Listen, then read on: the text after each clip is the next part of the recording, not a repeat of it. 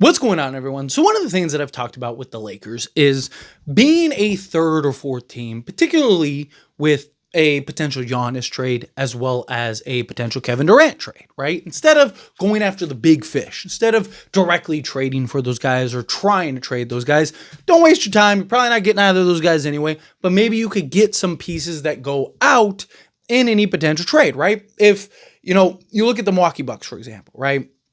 They're in this weird place where they can't completely bottom out, but they need assets and players and stuff, right? And chances are, more likely than not, they're going to have to take on some type of salary in any various trades. So the Lakers have this luxury of like, hey, what's one of our most valuable assets?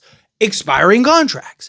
And you're going to have teams that, like the Phoenix Suns, who may trade Kevin Durant to land a couple pieces, probably going to have to take on some long-term salary guys that maybe don't make so much sense, but you need it for, salary purposes or whatnot. Or, they just need to get this guy off or whatever. Well, maybe the Lakers can come in and acquire a piece in that manner. And then also you have something like with the Giannis trade, right? Where, if he goes to, a Spurs team, maybe you could get like a Harrison Barnes and got a 3-and-D guy, or maybe you could get, from Houston, maybe you could get a couple pieces, right? That's kind of been the grand thing that I've talked about with those two. But in general, I think that concept is true, right? Like so Lakers have to get creative. Lakers, because they have so many needs that need to be solved. They need depth. They need, two-way wings. They need shooting. They need defense. They need athleticism. They need centers. The list goes on and on as far as like what the Lakers need in order to put themselves into a contention status. And it's going to be really hard to go and get those pieces without some creativity. Again, maybe you could take a couple flyers on some guys. I've talked about like a DeAnthony Melton who, is coming off of an injury that's going to need a prove-it deal. You're going to have to hit on some kind of low-key prospects, some low-key pieces here and there. But I do think that beyond that, trade is more likely than not going to be the best way to land starting level center as well as some various other pieces. But again, the other creative ways to kind of get involved is various trades. So like Shams Charania, he's even talked about how he's expecting this offseason to be one of the most busiest, active, just wild off seasons maybe ever, right? Because you have so many teams that are kind of trying to figure it out, and teams that are trying to go for it, and teams that are trying to kind of reset the deck, and teams that are...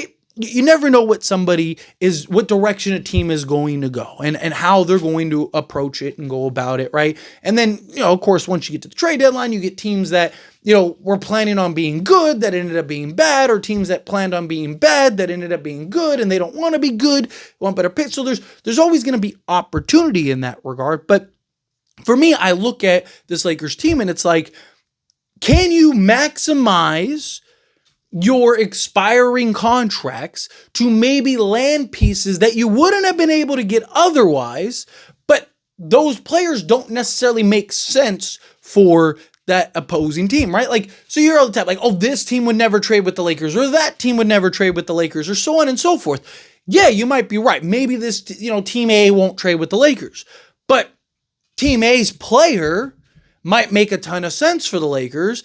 And if Team C is trading with we'll call it Team B, Lakers would be Team C, right? Team B is trading with Team A in order to land, Team A to land their player. Well, the Lakers, which would be Team C, could come in and kind of have that player that they would have liked from Team A rerouted. Boom, it's still the same. I don't care how it goes. And the Team A is not going to care. Team A is not going to be like, well, we were going to land Giannis, but, we don't want... whatever, this guy, Harrison Barnes going to the Lakers, right? Like, no, they're not going to care. We got our guy, right? Wherever he goes after is nothing to do with us. So my point is the Lakers might be able to find kind of these outlier trades, right? Find these opportunities, because you're going to have teams that, again, are going to make trades to where they're going to have to take back a guy that has salary. Or they're going to have to take back a guy that maybe is a little older than the direction that they're going, or is maybe, kind of like is a position that they have an abundance of, or whatever, right? Because trades have to match, trades have to work.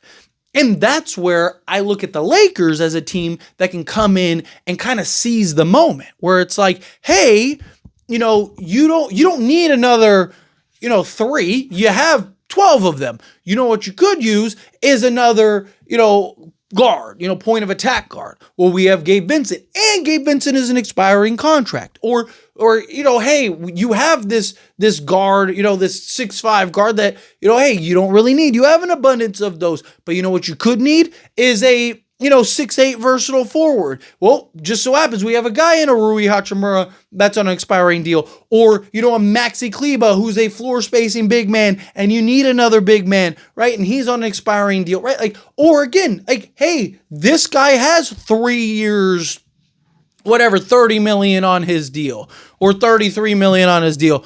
You know what we got? A guy in a Maxi Kleba, or a guy in a Gabe Vincent, or a guy in a Rui Hachimura, or whatever, that matches that, but now you don't have to take on the long-term salary, and we'll do it because we're in a position to we're a team that needs to take it on because we need to be competitive and win. So Lakers might be able to, again, kind of seize some opportunities and land some players that might have not even have been an option, right? I've talked about, what about this guy, or what about this guy, or what about this guy? Man, I'll get comments from people that are like, oh man, they would never trade that guy to the Lakers, right? But again, maybe a team like Milwaukee who's like, hey, we don't want to take on a bunch of long-term contracts because we're hitting the reset button here. Sure, you can have these veteran guys, right? You can have these, 28-year-olds because, again, it doesn't make sense for us. We can take your guys' expiring contracts and clear the deck. Or again, a team like the Brooklyn Nets, who we know that they want to that they value expiring contracts. There's going to be other teams that are going to value that. One of the Lakers' best assets are their expiring contracts. And so what's the best way to maximize those outside of just like a singular trade? Hey, I will trade Rui for that guy, right? It's getting involved in kind of being that facilitating team and like, hey, that guy doesn't make sense for you, but he makes sense for us. Trade him to us, and you'll get another asset out of the deal. You'll get another piece out of the deal. Right? You get a pick swap that you wouldn't have gotten otherwise, and an expiring contract, right? Because this guy is worth it in value, right? Those are the kind of things, right? Obviously, it depends on, the teams and the type of trades, right? If you get a team that's like, oh, hey, we're trying to go for it now, and we like this guy. You're not going to be able to get a guy that team likes. But I'm saying more often than not, there is a player or two or several in trades, sometimes all of them, that a team isn't really like, oh, I have to take these guys back. They're just kind of like, we have to take it back because salaries have to match, or, that's just the only way that they can make the trade work. But really, we just want the assets or whatever. And that's where the Lakers could seize that opportunity. But anyway, as always, this is a discussion. Pass a question on you. Let me know your thoughts and opinions down in the comments below. What do you think? How do you feel? What are your thoughts? Do you agree with me? Disagree with me? Kind of mixed in the middle? How do you feel either way? I'd love to hear it. So let me know down in the comments below. That being said, if you haven't liked this video, hit that like button. Helps me a lot. So we enjoy these types of videos, and I truly appreciate it. Not subscribe channel, hit that subscribe button. Turn on the bell notifications. Appreciate y'all. See you in the next one. Thank you.